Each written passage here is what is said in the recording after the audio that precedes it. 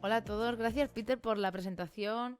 Bien, cuando Peter me sugirió hacer esta charla, al principio tuve mucho miedo porque no sabía cómo se tomaría mi entorno que hablase de estos temas.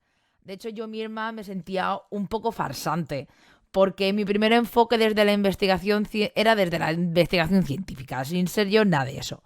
Yo soy profe y al igual que mis compañeros de profesión, nuestro público objetivo son nuestros estudiantes, donde no solo formamos a las nuevas generaciones en disciplinas científicas, porque aunque no parezca, aunque yo sea de biología, me ha tocado dar física, química, matemáticas y hasta tecnología. Además de todo eso, dentro de mi trabajo, por ley, tengo que educar en valores. Muchas veces se nos tacha de adoctrinadores y adoctrinadoras a los profes, porque hablamos de tolerancia y hablamos de diversidad sexual.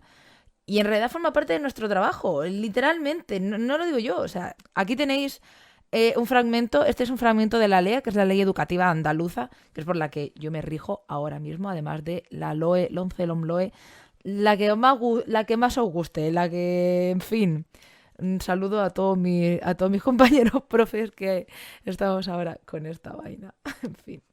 Bien, vamos a la primera cosa de la que quiero hablaros hoy, ¿vale? La inclusión. La inclusión es un concepto pedagógico que hace referencia al modo en que la escuela debe dar respuesta a la diversidad.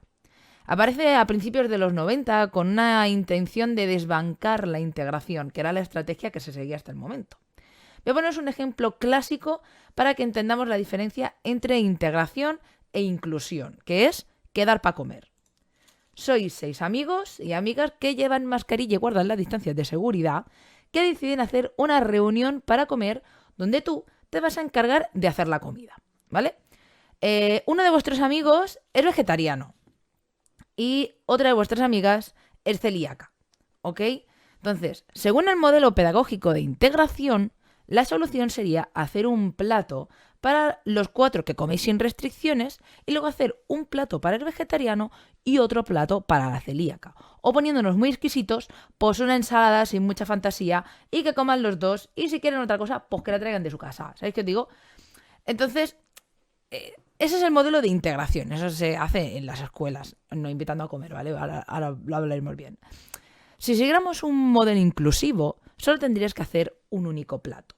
Sería un plato vegetariano y sin gluten donde todos podéis comer y nadie se siente distinto por comer otra cosa, ni hay peligro de contaminar la comida de la celíaca, algo que podría impedirle comer. O por ejemplo, pues yo que sé, una tortilla de papas o un risotto de setas, ¿vale? Una tortilla de patatas, pues como no somos lacto vegetariano, nuestro amigo pues puede comer huevo tranquilamente. Bien, llegar a la elaboración de ese plato te ha llevado más tiempo de pensar, porque has tenido que pensar un plato donde todos podéis comer.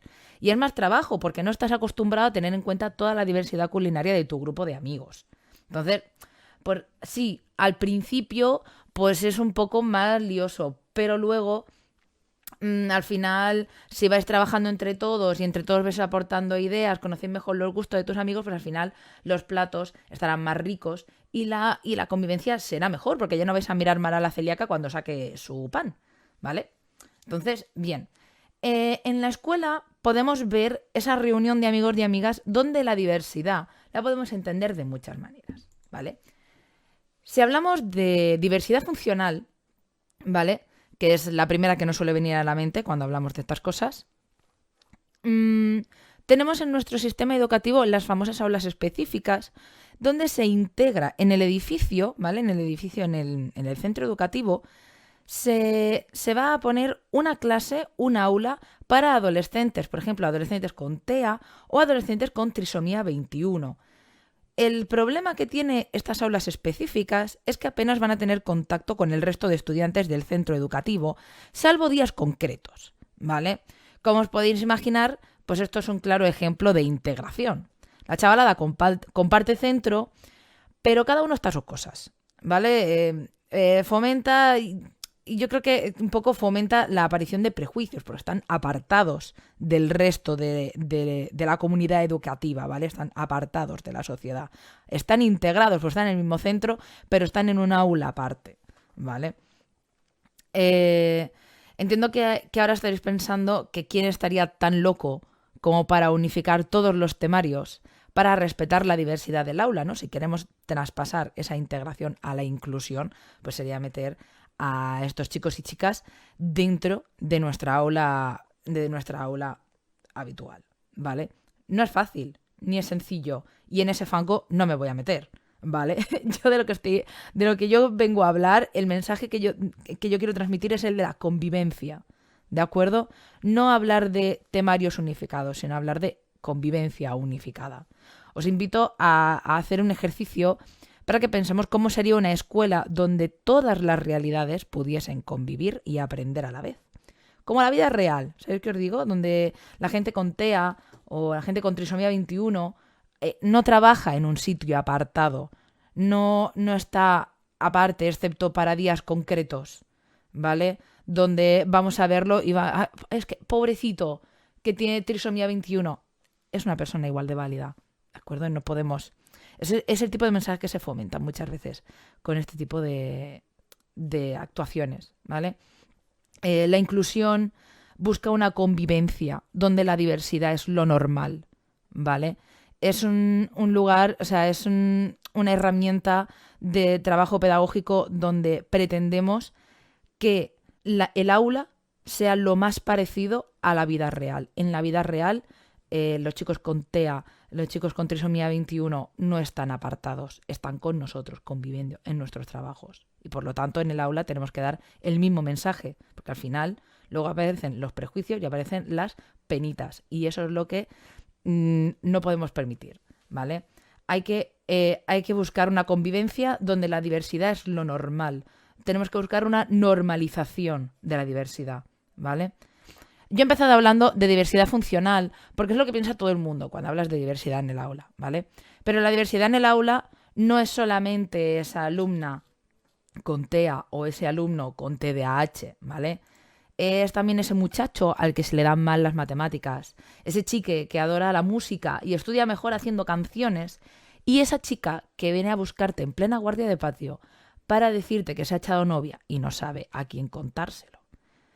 Tenemos que tener en cuenta que nuestro alumnado pasa 1/3 del día en el instituto, comparte espacios y comparte vivencias con el resto de la comunidad educativa.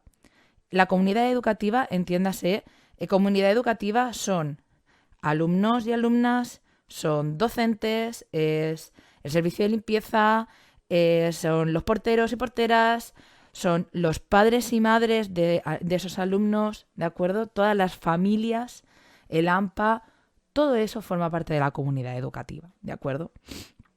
Y se comparte porque al final están allí. Entonces es importante prestar atención a la realidad y a la diversidad que tenemos en el aula, sea del tipo que sea, ¿vale? Por acotar un poco, ¿vale? Esta charla podría ser larguísima, ¿vale? Por acotar un poco voy a hablar de diversidad sexual, ¿vale? Bien necesario aclarar algunos conceptos referidos tradicionalmente al colectivo LGTBIQ+, ¿de acuerdo? Bien, por un lado tenemos la definición de sexo, que ya de por sí es una movida, ¿vale? Pero digamos que en biología podemos hablar de sexo genético, que es del que hablamos de cromosomas, XY, gen SRY, ¿de acuerdo? Eso da para otra charla, solamente eso. Sexo hormonal, ¿vale? Eso de la testosterona, los estrógenos, la progesterona y tal. Y el sexo gonadal, o lo mismo, lo del pene y la vagina, ¿vale? Estas 3 dimensiones del sexo pueden coincidir o no y proporcionan una gran diversidad a nivel biológico, ¿vale? Estoy diciendo muchas veces, ¿vale? Pido perdón. Es que tengo esa mala costumbre, ¿vale? ¿Ves? Otra vez. Esto seguramente es culpa del Rubius, no lo dudo. Otro concepto a explorar es la teoría queer. Yo no soy socióloga ni soy antropóloga, y lo poco que os puedo explicar de la teoría queer es que es un movimiento que reúne varias líneas de pensamiento que discuten sobre la normatividad heterosexual y la superación del binarismo de género. Casi nada, ¿de acuerdo? Entre otras muchas cuestiones relacionadas con el sexo y el género. Ya os digo que al no ser mi especialidad no quiero adentrarme en profundidad porque todo lo que puedo hacer es liar la parda. Entonces, para preguntas sobre teoría queer e identidad de género, yo os recomiendo seguir a antropólogos y antropólogas como Mikel Herrán, Ana Cerezuela o activistas como Javier Valero, que además es youtuber y tiene muchísimos vídeos hablando de estos temas. El último concepto para aclarar sería el concepto de atracción afectivo-sexual. Aquí diferenciamos el afecto y la atracción sexual, que no tienen por qué ir de la mano, ¿vale?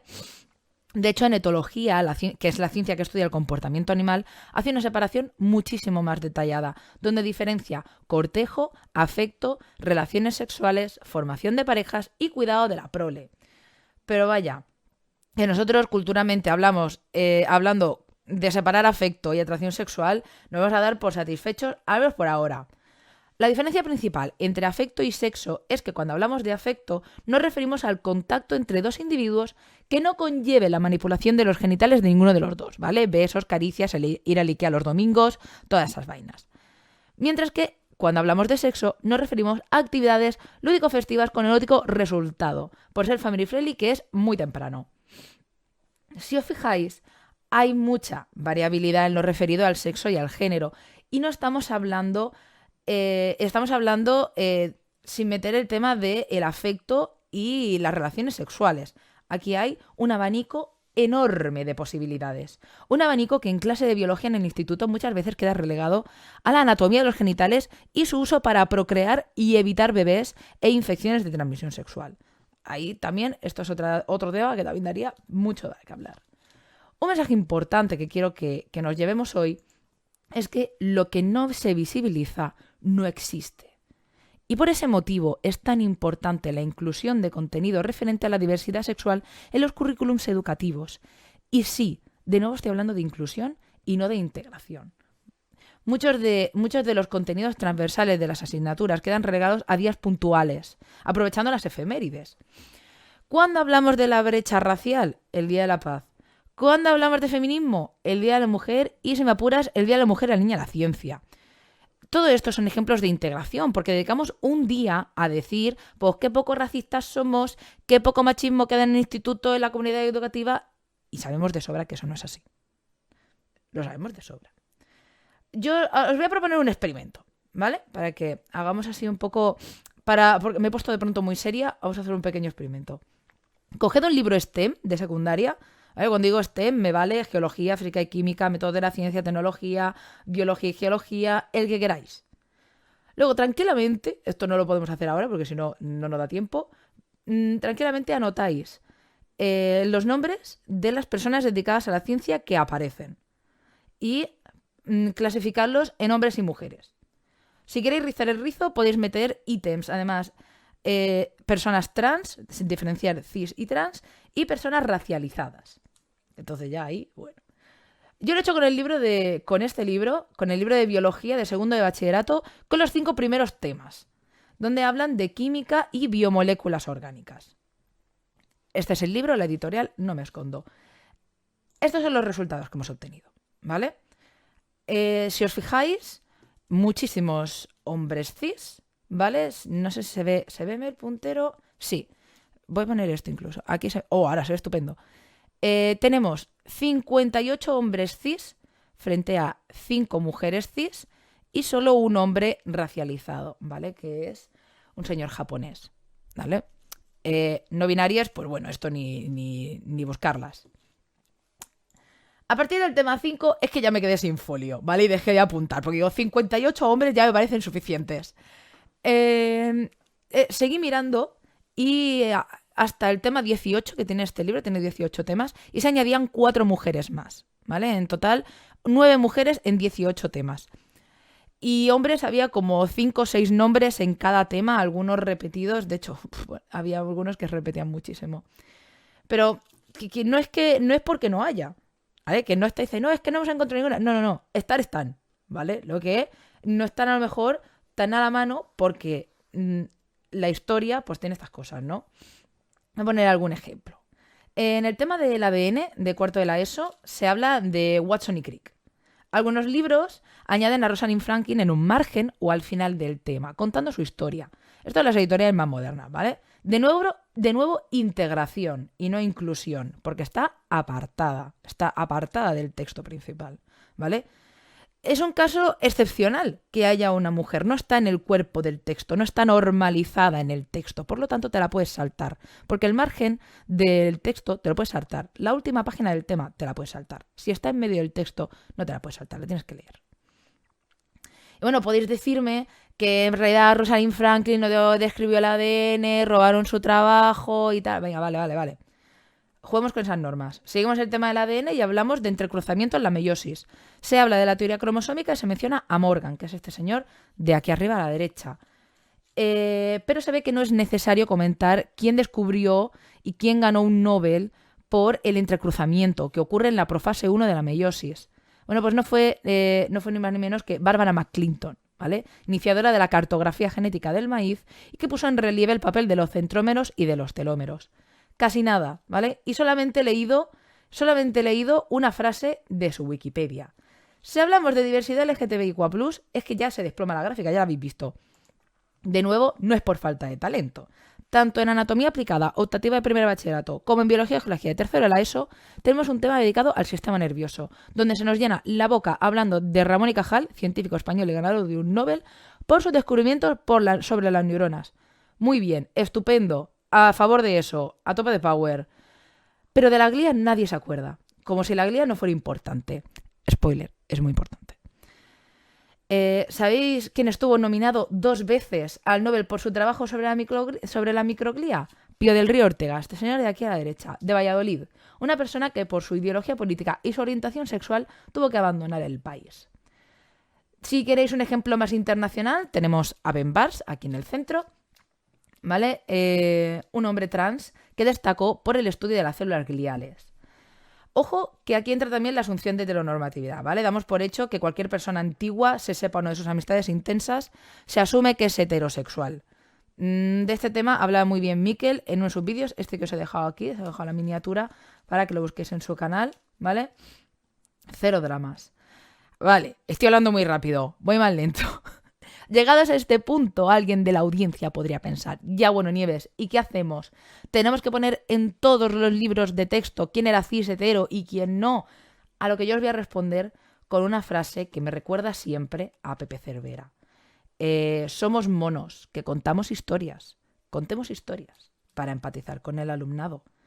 Una clase de ciencias donde no se habla de historia de la ciencia y se centra solo en los conceptos, es una clase, por un lado, incompleta a nivel de currículo legal y es una clase donde va a ser difícil empatizar y motivar al alumnado.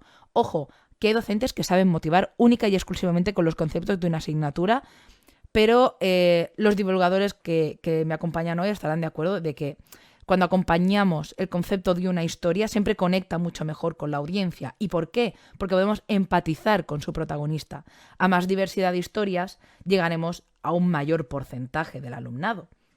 Porque los adolescentes, dentro de sus actividades principales, tienen la de pertenecer a un grupo. Buscará un grupo donde se sienta a gusto, ya sea en cuanto a sus preferencias de ocio, ¿vale? Ciencia, videojuegos, pero también con su expresión corporal. Una chica con más testosterona de lo habitual, un chico trans o cualquiera que se salga de la normatividad, muy probablemente se sienta más a gusto en un espacio donde encuentre gente que entienda su realidad, ya sea porque está en la misma situación o porque traten estos temas sin morbosidad y sin tratarle como casos excepcionales. ¿De acuerdo? Esto es importante. Poco a poco, por suerte, estamos empezando a ver una normalización de la diversidad afectivo-sexual y la identidad de género en cine y en series que está haciendo tambalear muchas de las normatividades clásicas. Tenemos familias diversas, como el caso de Shira. Tenemos superheroínas trans, el caso de Alters. Tenemos personajes no binarios que vemos en Steven Universe. Cada día hay más personas fuera del armario en series. Esto no sé si es spoiler. Spoiler alert, Brooklyn Nine-Nine. Películas, aquí os he dejado un fotograma de Jóvenes y Brujas. O videojuegos como Overwatch, que cuando salió esta escena de Overwatch, mucha gente decidió que querían que le devolvieran el dinero del juego porque aparecía un personaje homosexual. ¿De acuerdo? Pero también nos ha ayudado a muchas a poder expresarnos gracias a estos ejemplos de los medios.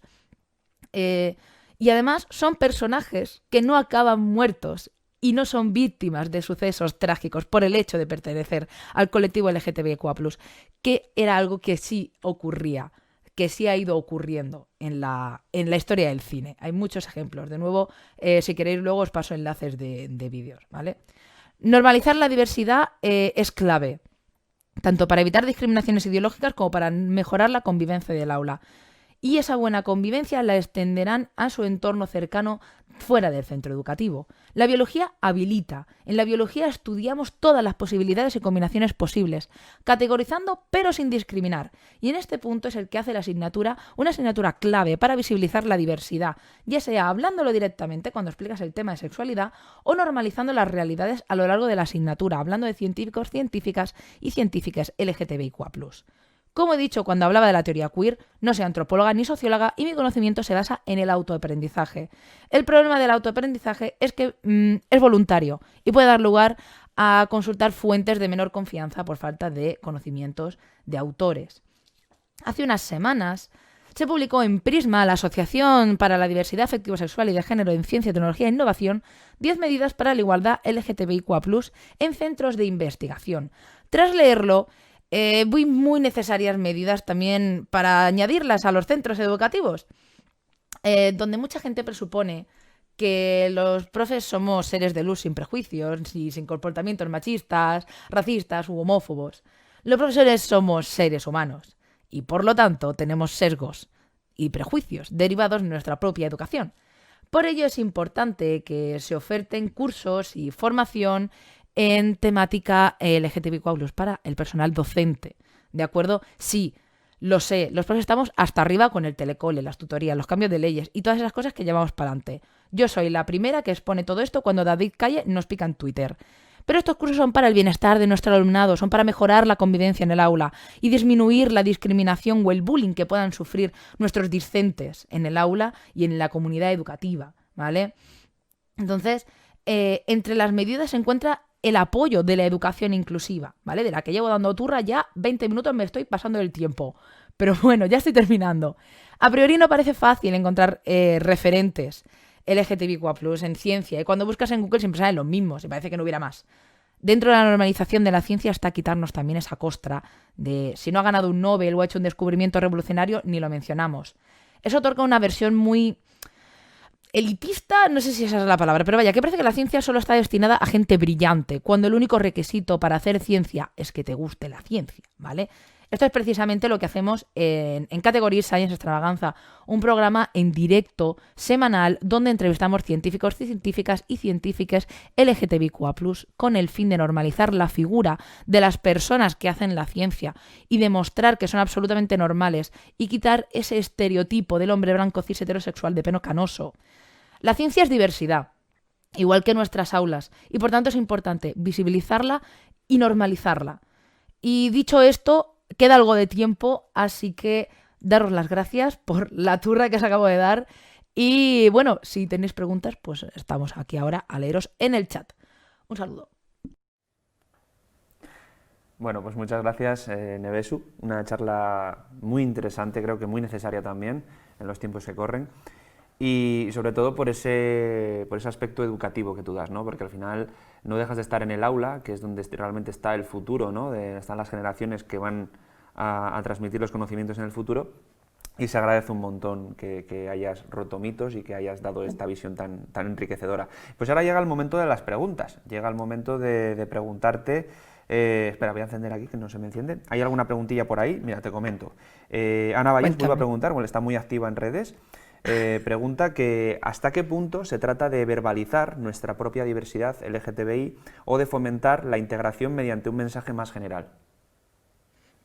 Bueno, muchas veces los alumnos, todos los profes, hemos pasado por el interrogatorio del alumnado, por ejemplo. Cada vez que hemos llegado nuevos a un centro, estás casada, tienes hijos, es el interrogatorio estándar.